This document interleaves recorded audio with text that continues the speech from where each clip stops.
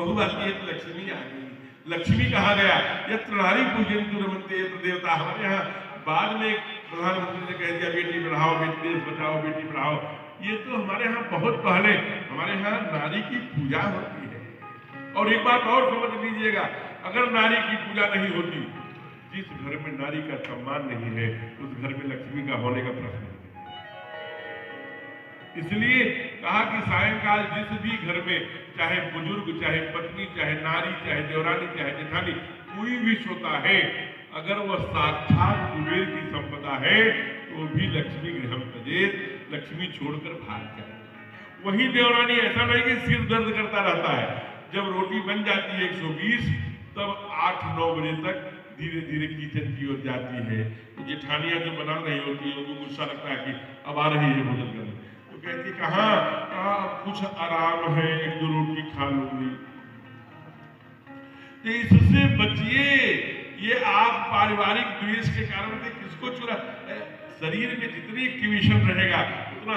आज लोग यही आटा गूंथने के, नकली आटा गुथवा रहे हैं रामदेव, नकली चक्की।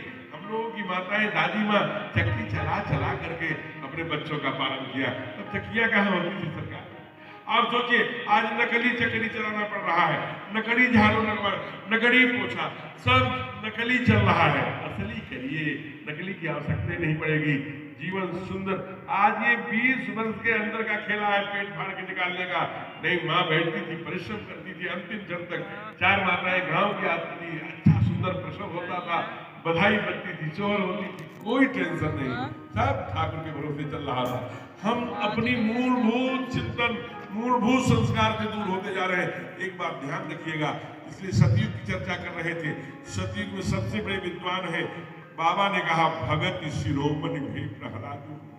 प्रहलाद जब शुक्राचार्य की यूनिवर्सिटी थी, षंड और विषंड बड़े बड़े प्रोफेसर थे, वहां राक्षसों के बेटे वहीं पढ़ते थे।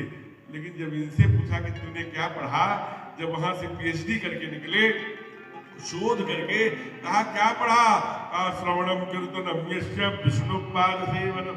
हमने तो केवल एक बात सुनी, जानी अब तक क्या जाने प्रहलाद।